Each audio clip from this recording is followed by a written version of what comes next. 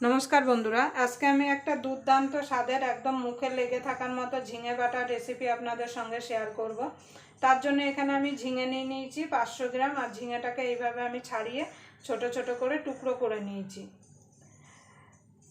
আর আপনারা যখন ঝিঙে বাটাটা বানাবেন অবশ্যই একটু কচি দেখে ঝিঙেটা নেবেন, তাতে কী হবে ঝিঙে বাটাটা খেতে কিন্তু অসাধারণ লাগবে।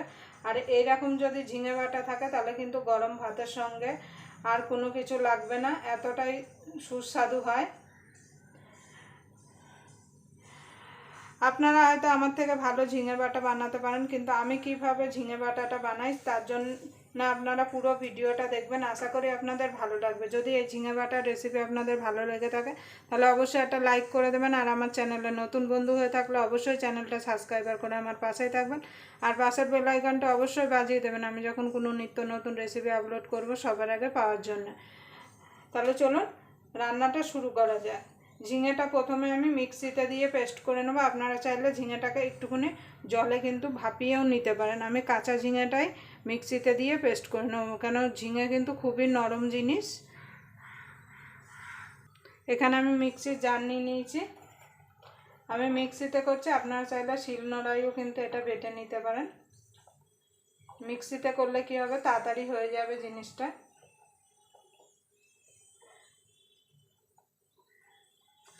জল ছাড়া কিন্তু এটাকে পেস্ট করতে হবে, জল দিলে কিন্তু হবে না। দেখুন বন্ধুরা, আমি পেস্ট করে নিয়ে এসেছি, এবার একটা বাটিতে ঢেলে নেব। এইভাবে বাকি ঝিঙেগুলো আমি পেস্ট করে নেব। দেখুন বন্ধু, পুরোটা আমি পেস্ট করে নিয়ে চলে এসেছি।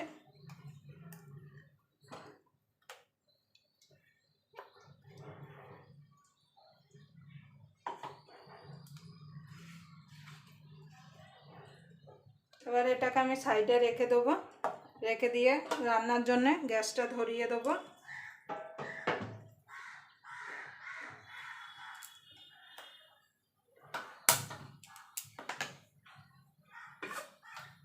একটা কড়াই বসিয়ে দেবো, এবার কড়াইটা গরম হওয়া পর্যন্ত অপেক্ষা করব।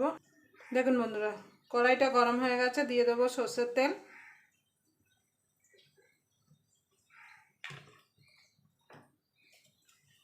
এবার তেলটা গরম হওয়া পর্যন্ত অপেক্ষা করব। দেখুন বন্ধুরা, তেলটা গরম হয়ে গেছে, 3টে শুকনো লঙ্কা ভেজে নেব।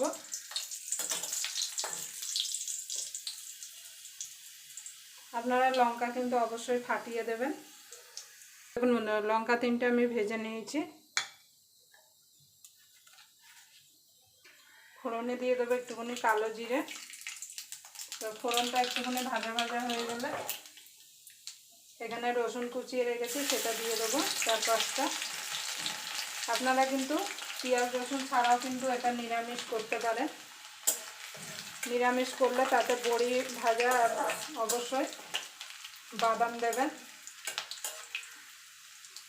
রসুনটা একটুখানি ভাজা ভাজা করে নেব, খুব ভাজা ভাজা করব না। এবার দিয়ে দেবো পেঁয়াজটা। পেঁয়াজটাকে একটুখানি ভাজা ভাজা করে নেব, খুব ভাজা ভাজা করব না।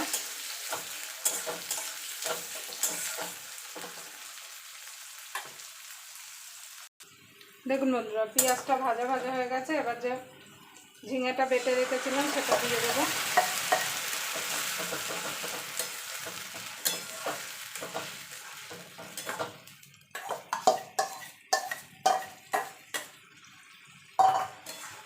এবার এটাকে গ্যাসটা লো টু মিডিয়ামে রেখে এটাকে যতক্ষণ না শুকাবে ততক্ষণ রান্না করে নেব।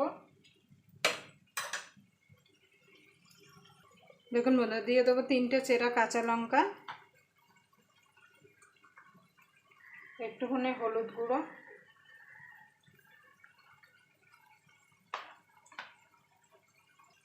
রঙের জন্য দিয়ে দেবো একটুখানি কাশ্মীরি লঙ্কার গুঁড়ো।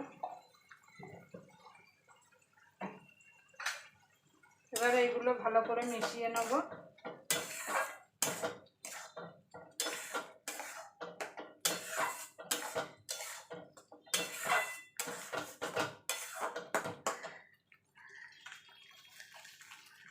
স্বাদ মতো নুন দিয়ে দেবো।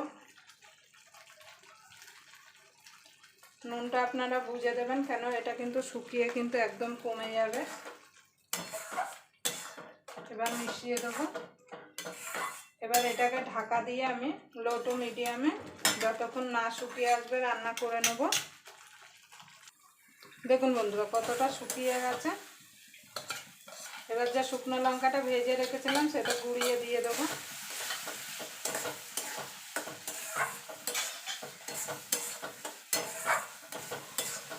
আপনারা একঘেয়ে ঝিঙে না খেয়ে এইভাবে একবার ঝিঙে বাটা বানিয়ে দেখুন, গরম ভাতের সঙ্গে আর কোনো কিছু লাগবে না। আর একটু সময় নিয়ে কিন্তু ঝিঙে বাটাটা রান্না করতে হবে, না হলে কিন্তু কড়াইতে লেগে যেতে পারে, তখন কিন্তু পুড়ে গেলে খেতে ভালো লাগবে না। দেখুন বন্ধুরা ঝিঙে বাটাটা হয়ে গেছে।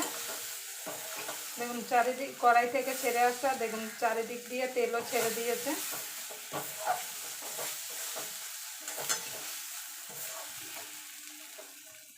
এবার নামিয়ে দেবো।